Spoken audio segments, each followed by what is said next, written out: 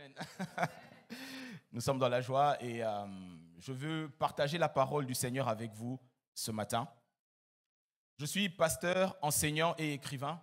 Le Seigneur m'a appelé à prêcher et à enseigner la parole qui crée la foi. La parole qui crée la foi. La Bible dit à 4 reprises que le juste vivra par la foi. Dans le livre de Habakkuk, dans Romains, dans Galates et dans Hébreux. Mais en plus de cela, au plus j'étudie la foi, au plus je me rends compte que la foi est très simple. Vraiment. On la complique souvent, beaucoup de notions théologiques, mais j'aime être pratique dans l'approche des choses de Dieu. Alléluia. Et beaucoup de choses que je vais partager avec vous aujourd'hui, vous les retrouverez dans le dernier livre que le Seigneur m'a permis d'écrire, « Comment vivre par la foi ». C'est le volume 1er. Et dans ce volume, le Seigneur m'a permis de pouvoir poser les bases de certaines réalités. Vous savez, j'ai grandi dans l'église, j'étais pasteur des jeunes, etc., beaucoup de choses, mais pendant longtemps, j'ai eu du mal à définir ce qu'était que la foi. Je savais que c'était important, je savais que c'était indispensable, je savais que c'était primordial. Mais Hébreux 11, 1, je savais qu'il y a quelque chose que l'Esprit révélait derrière et que je devais me familiariser avec ça. Vous connaissez tous Hébreux chapitre 11, verset 1, n'est-ce pas? Que la foi est une ferme assurance des choses que l'on espère, une démonstration de celles qu'on ne voit pas. Alléluia. Mais quand le Seigneur m'a appelé à enseigner sur cette réalité, j'ai dit, Seigneur, donne-moi plus. Je veux plus, puisque je dois vivre par cela. C'est-à-dire que si tu vas aux États-Unis, tu n'as pas le choix, tu dois vivre par le dollar américain. Est-ce qu'on se comprend? Et la foi, c'est notre monnaie céleste. On le sait, c'est évident. Mais maintenant, procédons par étapes pour qu'on comprenne. Pour définir ce que c'est que la foi, il faut rentrer dans la parole de Dieu et comprendre la source de la foi. La Bible dit que la foi vient de ce que l'on entend. Et ce que l'on entend vient de la parole de Dieu. Donc, on peut définir très clairement en disant que la source légitime de la foi, c'est la parole de Dieu, n'est-ce pas? Ok. Maintenant, la nature même de la foi. Parce que quand on parle de la foi, il ne faut pas confondre foi et croyance, foi et religion, foi et philosophie, foi et motivation. Non, je parle de la foi biblique. Ok? Celle qui fait vivre le chrétien. Alléluia. Et cette foi-là, la parole de Dieu dit avec l'apôtre Paul, dont vous connaissez les références, je vais quand même les redonner, dans Romains 10, 17, second 21 dit, ainsi la foi vient de ce que l'on, et ce qu'on entend vient de la parole de Dieu. Ok. Donc, la source de la foi, c'est la parole. Jusque-là, ça va? Ok. Ensuite, Jésus dit ceci dans Jean chapitre 6, verset 63. Je prends dans la version second 21. Je jongle beaucoup avec les versions pour avoir une vision globale de la parole de Dieu, n'est-ce pas? Ok.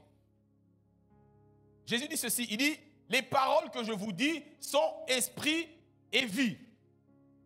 Donc, si la foi vient de la parole et que la parole est esprit, ça veut dire que la foi biblique est esprit.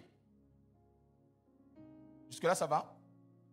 Je reviens encore à Romains 10. L'apôtre Paul dit, la foi vient de ce que l'on entend vient de la parole de Dieu.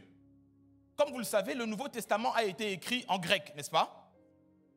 Il y a la différence entre le logos et le rhéma. Ah, j'aime ça, donc on peut aller en profondeur ici. Ok. Alors, il y a une différence entre logos et rhéma. Paul a écrit en grec. Il dit, la foi vient de ce que l'on entend, et ce que l'on entend vient de la parole. Alors, les versions françaises disent parole de Dieu, mais la version grecque initiale dit ceci en grec littéralement, que la parole et la foi, donc pistis, la foi, vient du rhémata Christos, c'est-à-dire du rhéma de la parole révélée de Christ. Et comme toi et moi, on sait que le rhéma, c'est la parole révélée, qu'elle est esprit, et quand Jésus dit que les paroles que je vous dis sont esprit et vie, donc la foi, elle est quoi? Et ça, les païens ne peuvent pas l'avoir, parce qu'il y a une foi naturelle. Il y a des gens qui croient en eux-mêmes, il y a des motivateurs, il y a des coachs. Ça, c'est ce qu'on appelle la foi naturelle. Mais la foi biblique, elle est esprit. Je peux même aller encore plus loin. Elle est esprit, elle est aussi une semence. Parce qu'elle produit toujours selon son espèce. Et dans la parabole du semeur, qui est la parabole des paraboles, Jésus dit, la parole, la semence, c'est quoi? La parole de Dieu. Donc la foi, elle est esprit.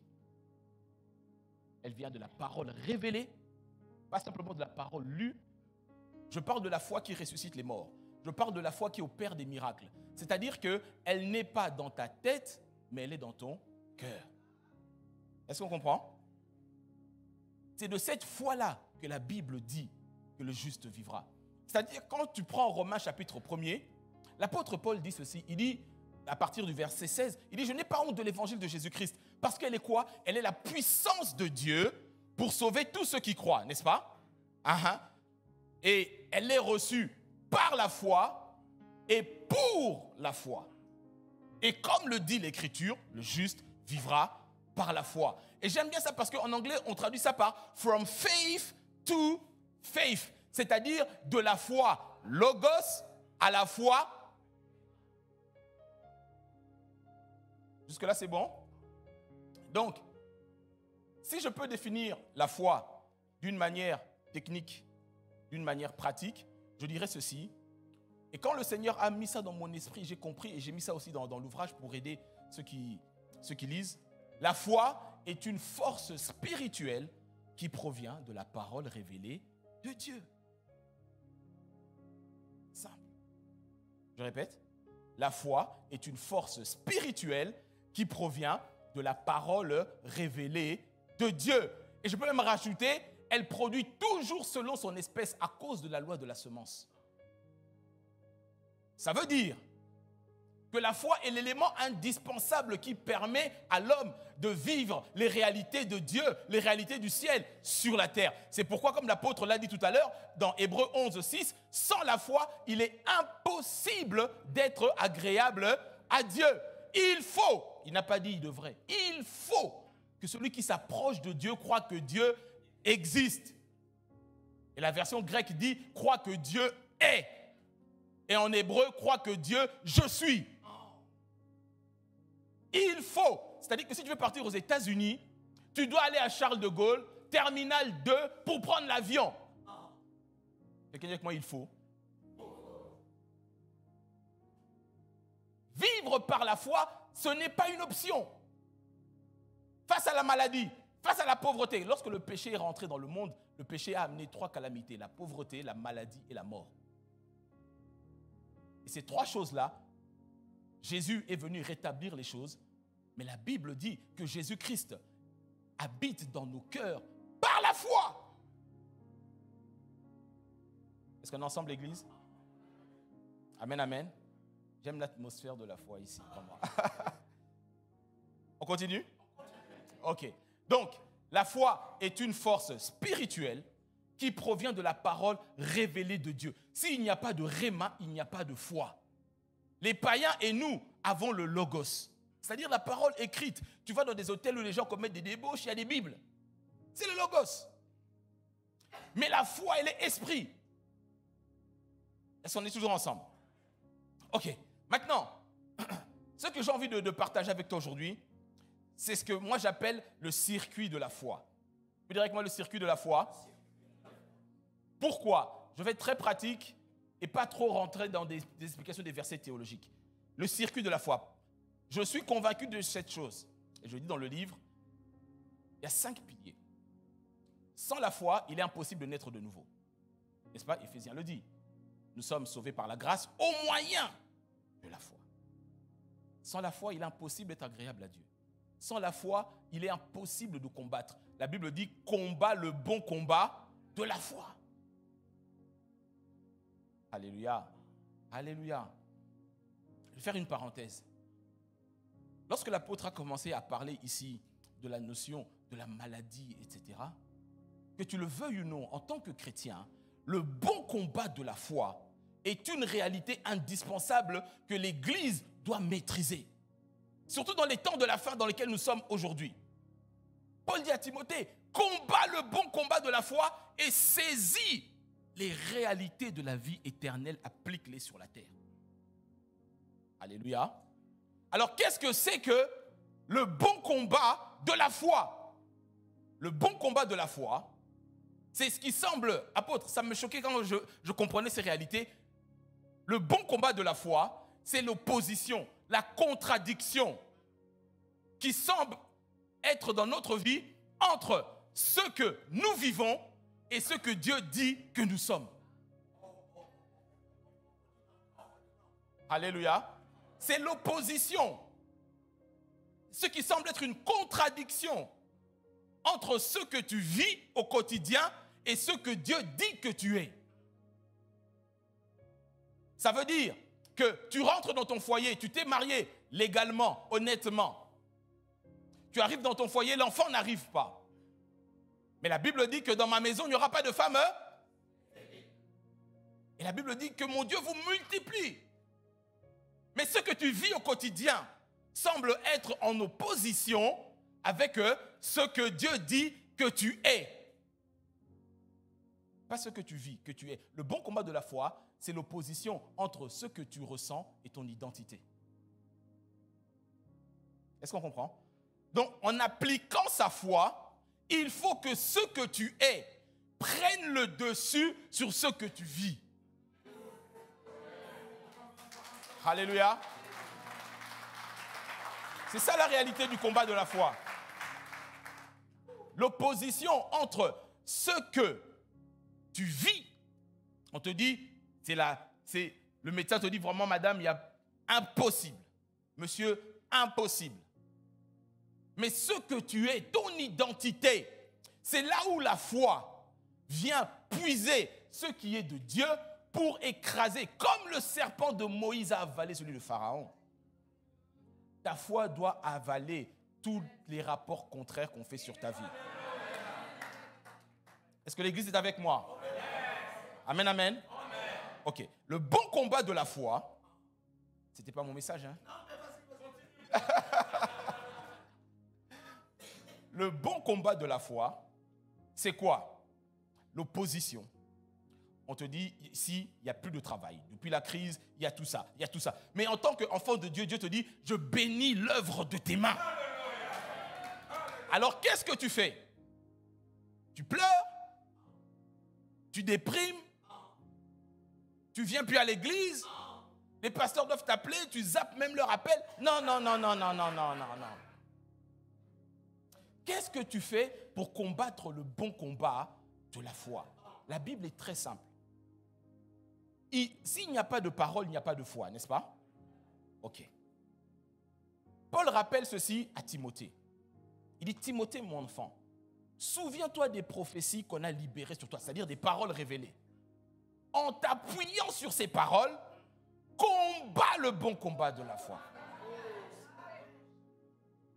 Maintenant, pour être pratique et technique, la foi biblique, moi, dans tout le ministère de Jésus, le miracle que je préfère, qui me touche le plus, c'est la résurrection de la fille de Jairus. Et quand tu prends ce passage dans la Bible version parole vivante, Marc explique ceci. Le vrai secret, vraiment, suis-moi très bien. Je veux dire ceci, la foi biblique ne nie pas la réalité. Est-ce qu'on me suit? La foi biblique ne nie pas la réalité. Je t'amène d'abord dans la parole et puis je vais expliquer. Ce n'est pas mon message. Ah, Saint-Esprit. Bon, on est dans la parole de Dieu, n'est-ce pas? On va aller dans le livre de Marc. Version parole vivante. Je ne sais pas si vous utilisez beaucoup cette version. Moi, je l'aime beaucoup pour les textes du Nouveau Testament. Dans Marc chapitre 5. Dans Marc chapitre 5, version parole vivante. Voilà. Donc, à partir du verset 35, la Bible dit ceci. Donc, vous connaissez l'histoire, n'est-ce pas? Jésus va chez Jairus, qui est gestionnaire de la synagogue, comme un pasteur, un responsable spirituel. Sa fille est en train de mourir, n'est-ce pas? Pendant qu'ils sont en route, il y a des hommes qui viennent voir Jairus et lui disent, hey, s'il te plaît, arrête de déranger le maître, ta fille est quoi? Morte. Alléluia. Alléluia. Et donc, maintenant le verset 35. Si tu as la version parole vivante, que le Seigneur te bénisse, j'ai fait toutes les versions en français. Je trouve que celle-ci la rend mieux pour ce verset. Toutes les versions sont bonnes, hein, je ne critique pas. Mais je dis, moi je suis enseignant, donc j'étudie en français, en anglais, en hébreu et en grec. Je dis que la version française ici, des évangiles, la parole vivante, elle rend ça bien. Alors, écoutez bien. Pendant qu'il parle encore, des messagers arrivent chez le chef de la synagogue pour lui dire « Ta fille est morte, inutile de continuer à importuner le maître. » Quelqu'un dit avec moi le maître? Alors, le bon combat de la foi, ce n'est pas nier la réalité. C'est-à-dire que tu as la fièvre. Comme on a dit ici, Covid, grippe, maladie, oui, 35, 36, 37, 38, 39. Vivre par la foi, c'est pas dire je suis pas malade, je suis pas malade. C'est pas ça. Ça, c'est nier la réalité. Est-ce qu'on me comprend? Par contre, le bon combat de la foi, celui qui vit par la foi, c'est que lorsqu'il voit la réalité, il est conscient de la réalité, mais il décide de ne pas en tenir compte. C'est-à-dire que tu refuses à la maladie de t'empêcher de venir adorer ton Dieu. Que tu refuses à la maladie de devenir ton identité. Pasteur, ça c'est ma maladie. Qui a dit que c'était ta maladie? La maladie est une malédiction. Elle est héréditaire. Mon grand-père Adolphe, son père, ce n'est pas ta maladie. Christ a payé le prix à la croix pour tes maladies. Est-ce que l'Église est toujours avec moi? Maintenant, regarde bien le verset 36. Pourquoi je dis ça? On lui dit au verset 35, « Ta fille est morte, inutile de continuer à importuner le maître. » Mais Jésus, qui a surpris ces paroles, n'en tient pas compte. Et il dit au chef de la synagogue, « N'aie pas peur, continue à croire, ça suffit. » En d'autres termes, tu as entendu un rapport négatif. Mais comme Jésus, il a entendu ce qu'il a dit. On a dit que la fille est morte. Mais la Bible dit, Jésus a décidé de ne pas en tenir compte. Parce que la foi vient de ce que tu entends. Si on te dit, tu ne vas jamais y arriver, tu ne vas jamais percer, à cause du chômage, à cause de ceci, au plus tu écoutes cela, au plus ta foi dans ces choses-là va augmenter. Et ta foi en Jésus va descendre. Je dis ceci, toute personne qui sait se faire du souci, sait développer sa foi. Parce que tu médites sur ces choses-là et ta situation, elle empire. Jésus a dit à Jairus, n'aie pas peur. Parce que la peur, c'est le contraire de la foi, pas le doute. Je répète, le contraire de la foi, c'est la peur. Parce que la peur est un esprit qui opère sur la même plateforme que la foi. Job dira, tout ce que j'ai redouté. Quelqu'un me comprend? La peur est un esprit. C'est pour ça que Paul dira à Timothée, Dieu ne nous a pas donné un esprit de peur. Il n'a pas dit un esprit de doute. Il a dit un esprit de peur. La peur ouvre la porte à tout le reste. C'est pour ça que la première chose, Jésus dit à Jairus, le rapport est négatif. 1, n'en tiens pas compte. 2, arrête d'avoir peur. 3, continue à croire. Écoute bien, il ne lui a pas dit commence à croire. Je veux dire à quelqu'un, continue à croire. Il n'a pas dit à Jairus, commence à croire en moi maintenant. Jairus a commencé à croire en Jésus quand? Quand il a décidé de quitter sa synagogue et de venir, parce qu'il a entendu parler de Jésus. La foi vient de ce que l'on entend. Jésus lui dit, continue à croire et cela suffit. Et donc, dans le bon combat de la foi, tu décides de ne pas tenir compte de ce que tu ressens, mais tu tiens compte de ce que tu es, ton identité. Et quand tu es conscient de ton identité, tu agis en conformité avec ton identité. C'est pour ça que quand je rejoins maintenant le circuit de la foi, le circuit de la foi, c'est 3 choses. 1, la bouche. C'est-à-dire que la foi biblique parle. C'est pour ça que l'apôtre Paul dira que nous sommes animés de ce même esprit de foi. Nous croyons, voilà pourquoi nous parlons.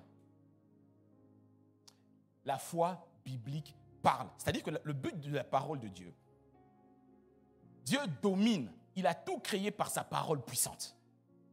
On comprend? lorsqu'il a dit faisons l'homme à notre image et à notre ressemblance, le fait de parler établit notre domination sur tout ce qui a été créé, tant visible qu'invisible. Est-ce que l'Église est toujours avec moi? Un chrétien né de nouveau, parlant en langue comme ici, ah, j'aime ça quand tu as parlé en langue. Priant comme ça réveille mon esprit. La Bible dit ceux qui parlent en langue, ils s'édifient lui-même. Il ne parle pas aux hommes, mais il parle à Dieu. Et c'est son esprit qui dit quoi? Des mystères. Donc la foi biblique parle. Alléluia. Alléluia. On continue? Ok. Donc la foi biblique parle. Le circuit de la foi, c'est que la parole de Dieu que tu apprends à l'église, elle doit d'abord être dans ta bouche. Et la bouche, c'est l'instrument d'autorité que Dieu nous a donné.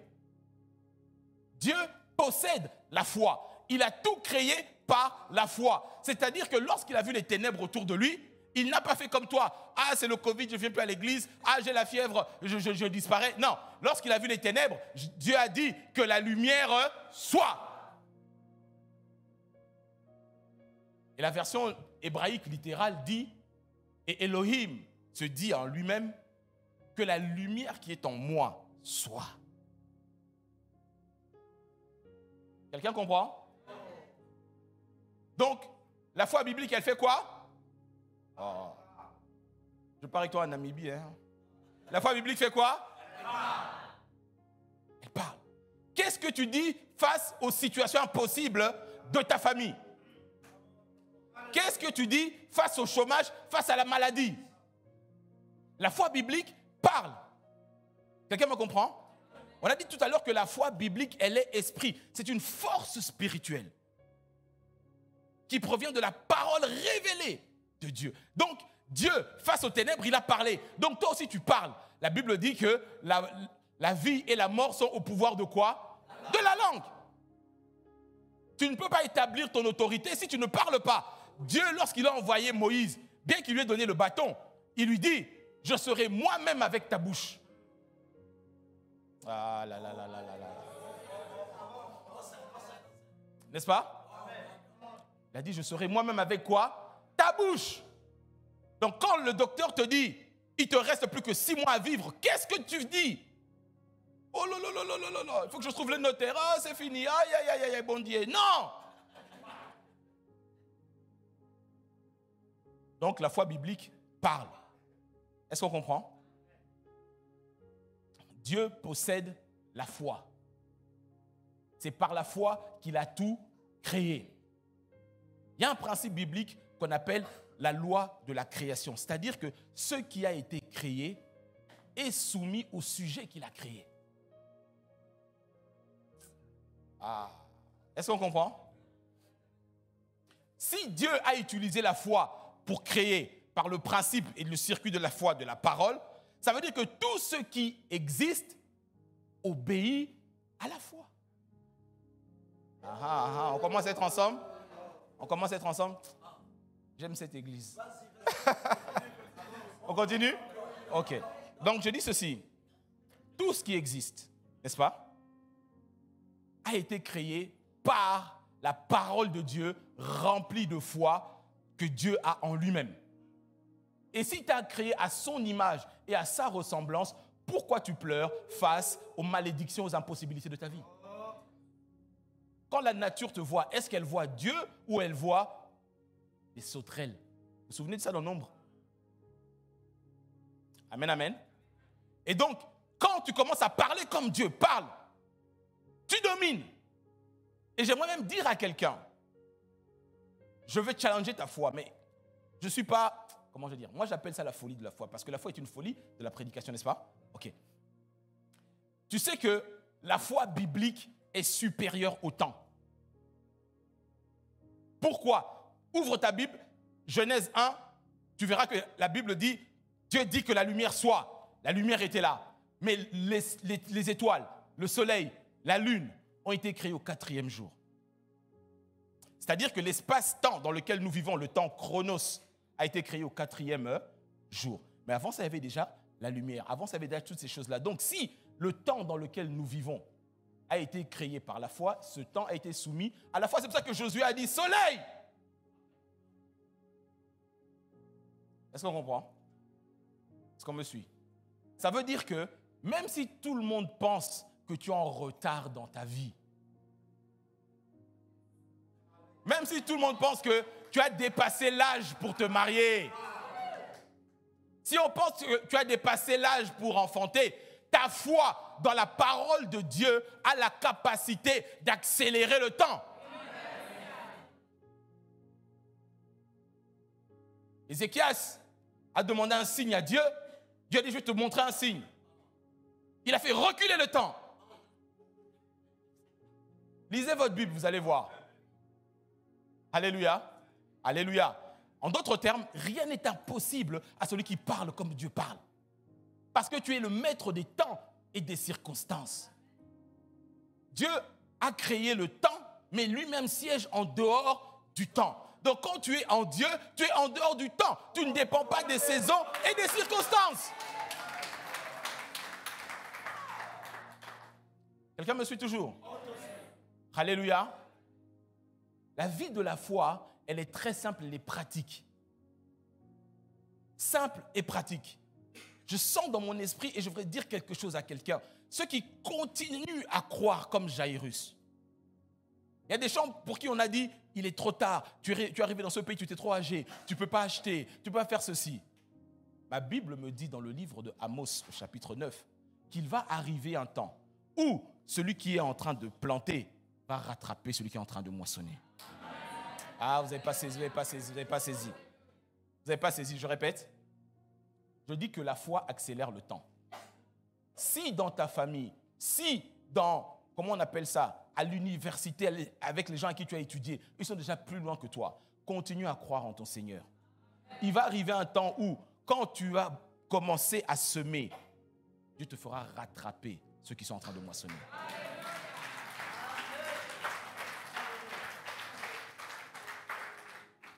Alléluia.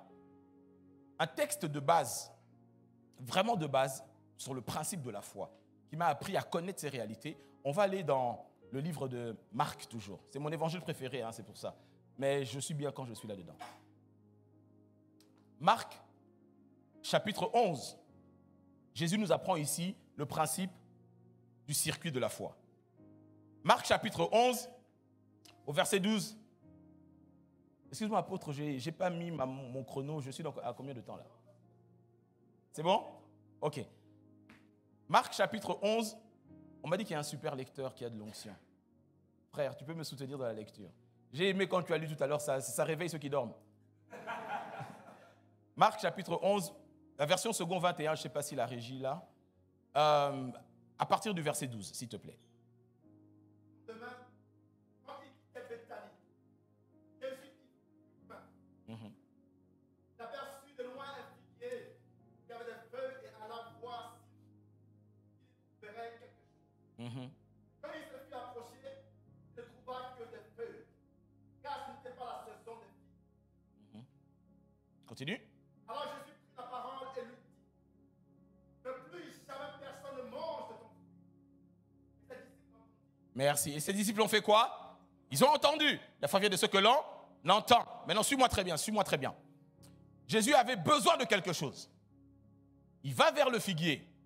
Et pourtant, ce n'était pas la saison. Je vous ai dit que la foi ne dépend pas du temps. Si on te dit, ici, il faut 10 ans pour avoir un crédit, pour faire ceci, c'est leur problème.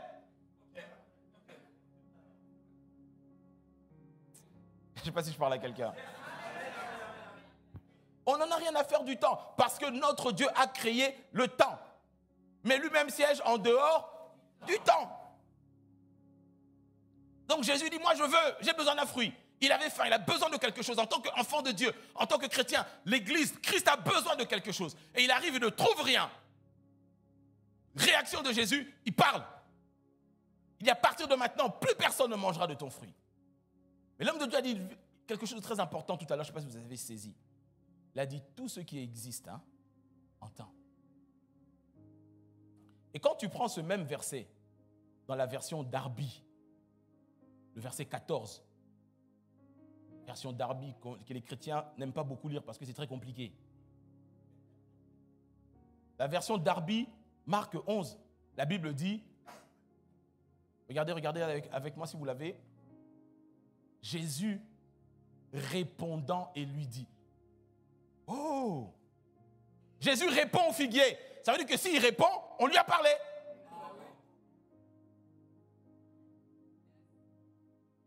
N'est-ce pas? Jésus répond au figuier. Ça veut dire que dans le monde spirituel, Joseph avait besoin de quelque chose. Le figuier lui a dit, désolé, monsieur, ce n'est pas la saison, gardez la pêche cordialement. Au revoir. Je vous dis que la foi nous fait opérer sur la même plateforme que Dieu. Et Jésus répond au figuier. Il dit à partir de maintenant. Ça veut dire que quand tu as une impossibilité devant toi, tu sais que la pauvreté peut te parler. Et la preuve en est que tu déprimes. Quand quelqu'un déprime, ça veut dire que son souci lui a parlé et a pris le dessus sur lui.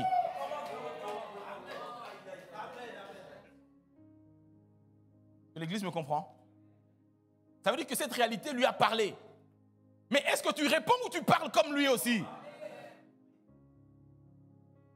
Je dis, pasteur, je suis désolé, mais ça a toujours été comme ça, je n'y arrive pas. Si Dieu existe, s'il est bon, pourquoi il a permis? Tu commences à parler le même langage. Si deux d'entre vous s'accordent, ne t'accorde pas avec la pauvreté. Ne t'accorde pas avec la maladie, ni avec la mort, ni avec la stérilité, ni avec le célibat. Tu dois répondre, tu ouvres ta bouche et tu parles. Est-ce qu'on me comprend? Jésus lui a parlé, il a pris autorité du Créateur sur la créature. Ça veut dire que lorsque tu remarques que dans ta maison, tes enfants développent des symptômes de comportement, d'attitude ou des choses bizarres, prends autorité. Alléluia. Ne te réfugie pas dans l'alcool, dans les séries télé, ça ne répond pas. Prends autorité, dis à partir de maintenant, tu sors de ma maison. Amen, amen. La Bible dit, si quelqu'un d'entre vous est malade, qu'on fasse venir les anciens, ils prient pour lui. Et la prière de la foi guérit le malade. Est-ce qu'on est ensemble, l'Église? Donc, le circuit de la foi, c'est 1, la bouche. Parler comme Dieu parle. Dans telle situation. Mais si tu ne viens pas à l'Église, si tu ne médites pas la parole de Dieu, tu ne peux pas. Et regardez, on reste toujours dans Marc 11, on descend. On arrive au verset 20, bien aimé. Le matin, en passant, les disciples virent le figuier séché jusqu'aux racines. Pierre, se rappelant ce qui s'était passé, dit à Jésus, Rabbi, regarde, le figuier que tu as maudit a séché. Jésus prit la parole et leur dit, ayez foi en Dieu. Amen. Acclame la parole de Dieu.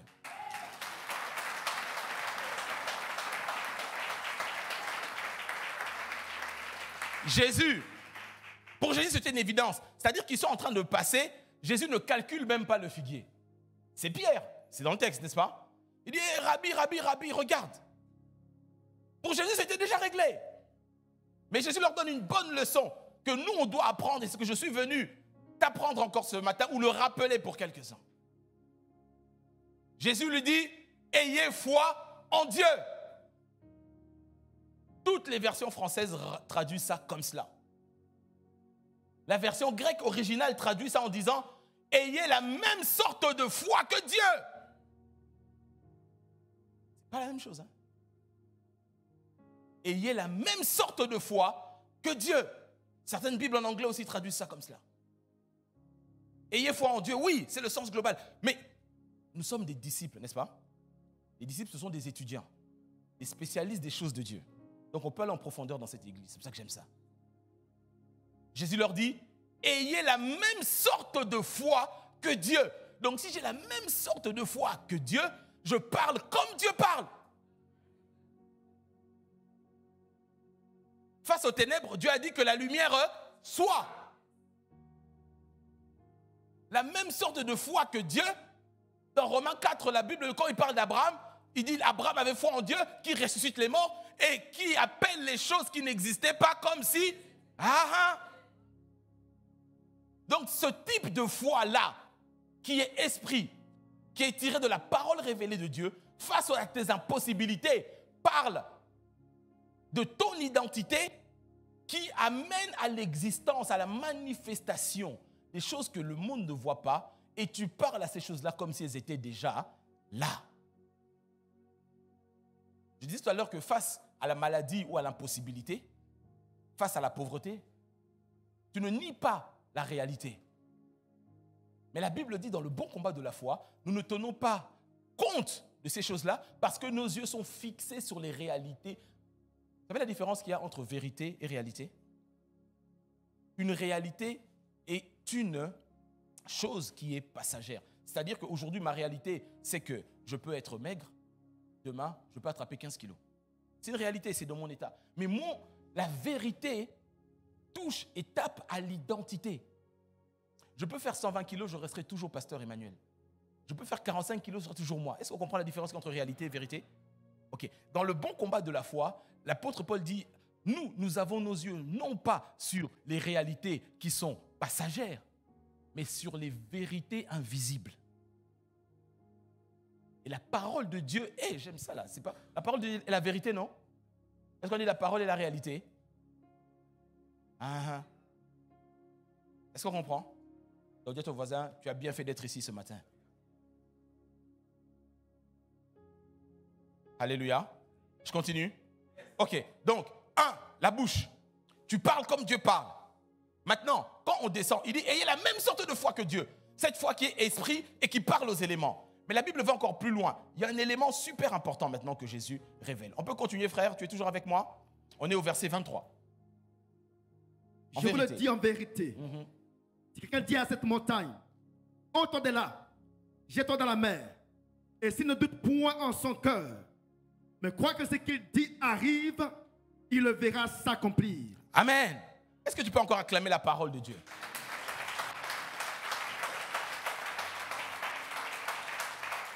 Laisse-moi toucher un point important. Dans le circuit de la foi, on a compris que la foi est esprit. Fonctionne comme Dieu fonctionne. Mais Jésus dit, face aux éléments, tu parles.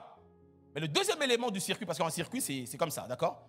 1, la bouche. 2, l'élément important, c'est le cœur. Dis avec moi le cœur. C'est-à-dire ton être intérieur. Il dit, parler, c'est bien. Mais tu ne dois pas douter dans ton cœur. Alléluia. Le cœur, c'est le centre de ta vie. C'est le mélange qu'il y a entre ton âme et ton esprit. C'est ton être profond. Ok? Le cœur, c'est la machine qui fabrique ta vie. Proverbe 4, vous connaissez ça, 22-23. Veille sur ton cœur plus que toute autre chose. Parce que c'est lui qui crée ce qui fait ta vie. Ta bouche contribue énormément. C'est l'instrument de domination. Mais suis-moi très bien. La fonction première du cœur. La fonction première du cœur, c'est quoi? Le plus grand de tous les commandements, on dit, tu aimeras l'Éternel, ton Dieu, de tout ton cœur, de toute ton âme, de toute ta pensée, n'est-ce pas? Pendant longtemps, j'étais convaincu. Mais j'avais du mal à ça. Parce que je disais, mais pourquoi on m'ordonne à aimer Dieu de tout mon cœur? Si on aime, on n'ordonne pas. Ça, c'est la logique des hommes. Et ce n'est pas dans la logique de Dieu. Alors, suis-moi bien. Dans la Bible, il existe, nous qui étudions la parole de Dieu, il y a cette notion qu'on appelle la loi de la première mention. La loi de la première mention, ça veut dire que quand un élément est introduit pour la première fois dans la Bible, on doit l'étudier dans ce sens premier. Dans ce sens-là, il y a la révélation de la pensée exacte de Dieu sur ce sujet-là. Est-ce qu'on est bon jusque-là? C'est bon? Ok. Maintenant, quand la Bible parle du cœur, la fonction première du cœur, ce n'est pas d'aimer. Non. Même si tu dois aimer Dieu de tout ton cœur, la fonction première du cœur, pasteur, ce n'est pas d'aimer. La fonction première du cœur. Peut-être j'arrête à ce que vous allez m'inviter la prochaine fois. La fonction première du cœur. Je ne dis pas que le cœur aime, mais c'est une conséquence. La fonction première d'un téléphone, même si c'est l'iPhone 14 ou 15, sa fonction première, c'est de téléphoner. Ensuite, il peut filmer, faire des photos, réseaux sociaux. Mais sa fonction première, c'est téléphoner. La fonction première du cœur, c'est de créer. Bibliquement, je le démontre, j'ai parlé de la première mention. On va aller dans Genèse. La première fois qu'on parle de la notion du cœur, On va aller dans Genèse, chapitre 6. Genèse, chapitre 6, le verset 5. On part toujours de la foi. On est toujours ensemble, le circuit de la foi, n'est-ce pas? 1, la bouche, 2, le cœur. Est-ce que tu as la version Darby, bien-aimé? Vous n'avez pas, hein? C'est pas grave. Moi, je vais la lire. Tu as la version Darby? Ah, amen. Ah, j'aime ça. Regardez. La Bible parle, c'est la première fois qu'on parle du cœur dans la Bible. C'est la loi de la première mention. C'est une loi théologique quand on étudie la parole de Dieu. Et l'Éternel vit que la méchanceté de l'homme était grande sur la terre et que toute l'imagination des pensées de son cœur n'était que méchanceté en tout temps. En d'autres termes, Dieu associe le cœur à la pensée. Et non seulement à la pensée, mais la pensée est associée à l'imagination. Et le terme ici, imagination, en hébreu, se dit yetzer. Je vous épargne l'écriture. Le terme yetzer, imagination, c'est le même terme que pour conception. C'est le même. C'est le même. Yetzer signifie concevoir. Donc, Dieu associe le cœur à la pensée. La pensée, l'imagination. L'imagination, c'est le secret de la conception. Lorsque, avec Noé, après l'arche, la tour de Babel, Dieu dit, maintenant que les hommes sont un et qu'ils parlent une même langue, rien ne pourra les empêcher de réaliser ce qu'ils ont imaginé. C'est-à-dire que l'imagination est une puissance du fonctionnement du cœur, qu'une fois que l'imagination a pris forme, automatiquement, le reste arrive. Est-ce qu'on me suit? C'est-à-dire que le cœur, maintenant, si on suit le même principe de la loi de la première mention, on le transpose dans le Nouveau Testament, lorsque Jésus parle du cœur pour la première fois dans les Béatitudes, il dit « Heureux ceux qui ont le cœur pur, car ils verront ». Donc le cœur sert à voir. Ce que tu as imaginé, tu le verras. C'est pour ça que Jésus, lorsqu'il enseigne ici dans Marc chapitre 11, il dit, si tu parles à la montagne et que tu ne doutes pas dans ton cœur. Le cœur, c'est l'usine de fabrication. Maintenant, je vais être très concret, hein, je ne suis pas simplement là pour faire de... Non, j'explique. Ton cœur, Dieu habite dans notre cœur par la foi, n'est-ce pas? La foi aussi réside dans le cœur, ok? Le cœur a la capacité de créer tout ce qui fait ta vie.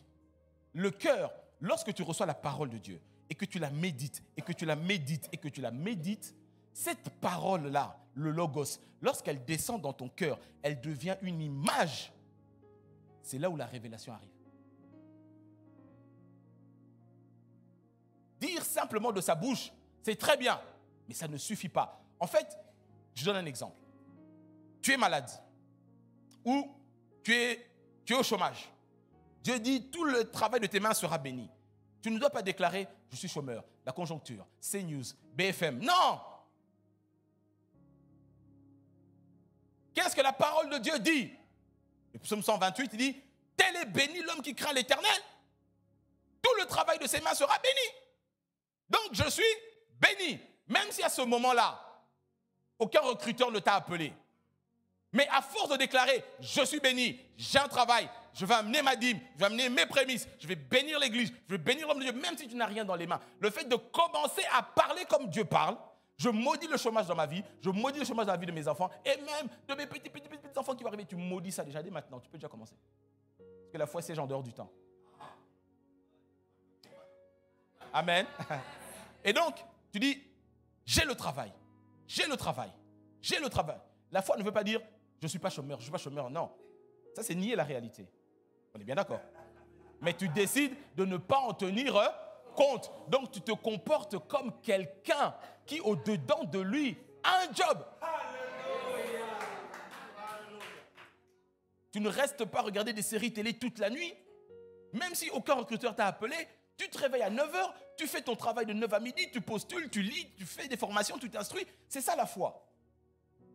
Tu me comprends? Et donc tu dis, Seigneur, j'ai le travail, j'ai le travail, j'ai le travail.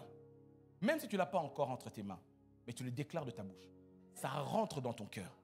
Et quand ta déclaration va matcher avec l'image qui est dans ton cœur, ce que ton cœur a conçu, tu l'as. Est-ce que l'Église me comprend? La foi obéit à des principes. Vous savez, la foi biblique n'est pas un sentiment. Nous, à Frontier, on est trop liés à ce qu'on ressent, l'émotion. Mais la foi n'est pas une émotion. La foi n'est pas un sentiment. La foi est esprit. Donc, quand quelqu'un cherche un travail et qui n'a pas encore de travail dans les mains, mais qui déclare qu'il est béni, il déclare qu'il va bénir Dieu, qu'il va bénir l'église, la maison de Dieu, etc., il le fait. En réalité, qu'est-ce qu'il fait? Il applique les principes de la foi. J'ai dit que la foi parle. Tu sais que tu peux parler par la parole, diction, mais tu peux parler par tes actions. Et il y a un principe spirituel. Regarde tous les miracles que Jésus a fait, et même que Dieu a fait. Ça obéit au même principe. Le son précède le signe. Tous les miracles. Je dis, le son précède le signe. Dieu dit que la lumière soit, le son est sorti, le signe est arrivé.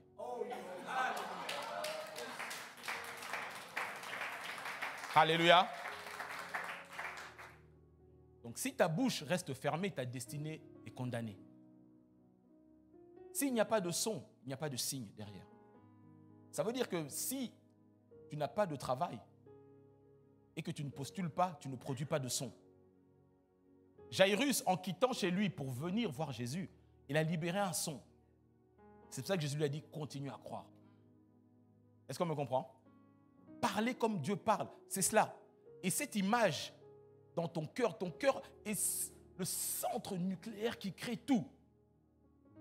C'est pour ça que le diable s'attaque à ton cœur. Tu sais, beaucoup de chrétiens ici déclarent, mais dans ton cœur, c'est quand tu es seul sous ta couette, là, quand personne ne te voit. C'est là que tu traites avec ton cœur et pas avec ta bouche.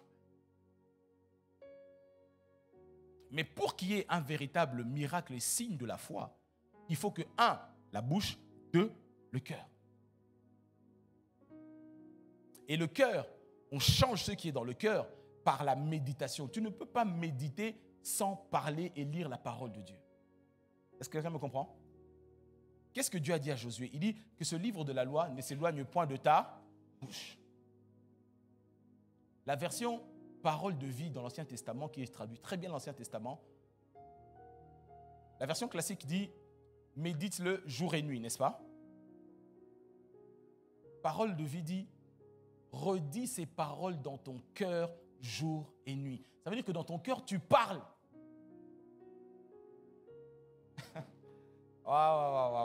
Église, est-ce qu'on comprend? Moi, j'aime les choses pratiques et applicables. Il dit, redis-les dans ton cœur. Ça veut dire que même quand personne t'entend, au-dedans de toi, tu dis, je suis béni. Je prospère. Je prospère à tous égards. Je prospère à tous égards. Je suis en bonne santé. Je suis en bonne santé. Je prospère à tous. Tu le dis même si personne ne voit. Même si la fièvre est en train de chauffer. Même si le Covid est en train de te matraquer. Qu'est-ce que tu dis? Vous savez, les médecins soignent, mais c'est Dieu qui guérit. Quelqu'un me comprend? Et enfin, la dernière étape, 1, la bouche, 2, le cœur, et enfin 3, ça ressort par la bouche. C'est pour ça que Jésus dira que c'est de l'abondance du cœur.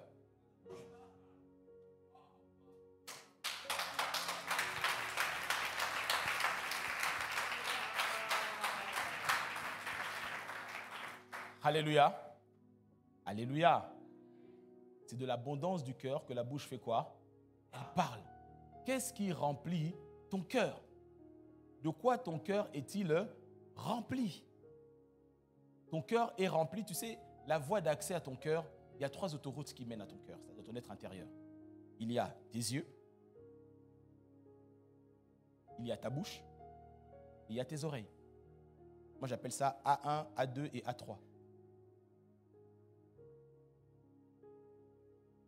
Ce que tu vois, tu ne peux pas convoiter sans voir. Ce que tu entends, tu ne peux pas te faire de soucis si tu n'entends pas. Et ce que tu dis, ça agit directement dans ton cœur. Est-ce que l'Église me comprend? Qu'est-ce que tu vois? Qu'est-ce que tu entends? Ce sont les voies d'accès.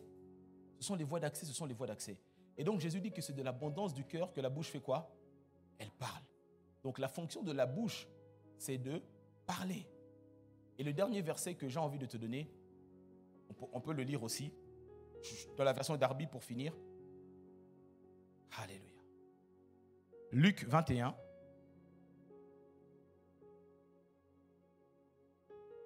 Luc 21.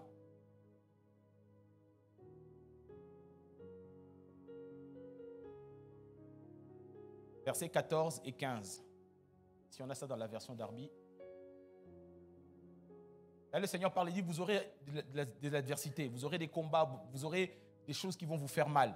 Mais dans tout cela, refusez la peur. Maintenant, on est au verset 14. Qu'est-ce que Jésus dit? Frère, tu peux m'aider dans la lecture, s'il te plaît? Mettez donc dans vos cœurs de ne pas vous préoccuper à l'avance de votre défense. Amen. Il dit, ne mettez donc pas dans vos cœurs. C'est toi qui décides de ce qui rentre dans ton cœur. Dans des situations, dans des échéances compliquées et difficiles, qu'est-ce que tu mets dans ton cœur? La parole de Dieu ou l'opinion de ta grand-mère? C'est ce que Jésus dit. Vous allez être mis en procès, on va vous poursuivre, on va faire ceci. Des principautés vont vous attaquer, il y aura plein de choses comme ça. Mais qu'est-ce que tu décides de mettre dans ton cœur? Quelqu'un me comprend? Donc, il y a la part de l'homme et il y a la part de Dieu. Je me dis, mais si Dieu est bon, pourquoi il a permis? Non. Toi, qu'est-ce que tu as permis? Amen, amen. Ok. Reprends le verset 14 et le verset 15, s'il te plaît, bien-aimé.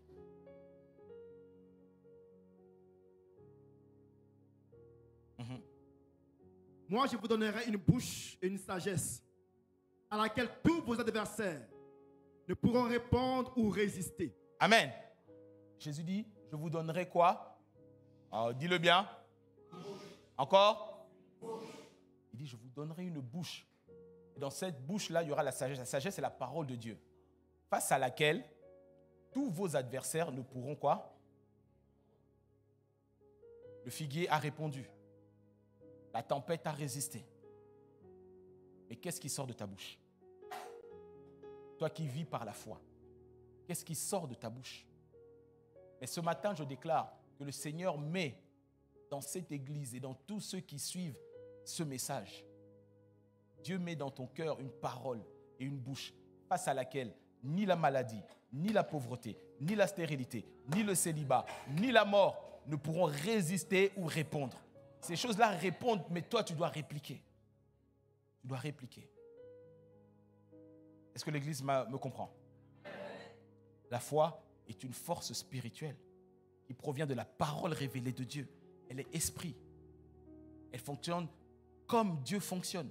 Jésus dit, ayez la même sorte de foi que Dieu. La bouche. Parle comme Dieu parle. Et j'aime ça. Pourquoi j'aime le miracle de la résurrection de la fille de Jairus, et je m'arrête là. Lorsqu'ils arrivent, Jésus entend tout le monde en train de pleurer. Alléluia. Il dit, mais pourquoi vous pleurez? La fille n'est pas morte, elle est en train de... Pourquoi? Parce que Jésus, au-dedans de lui, il avait vu l'image de la fille ressuscitée.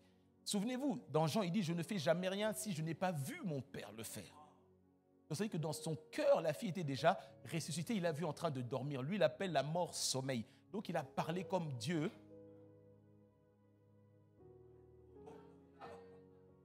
Bon, je vais m'arrêter là. Que Dieu vous bénisse.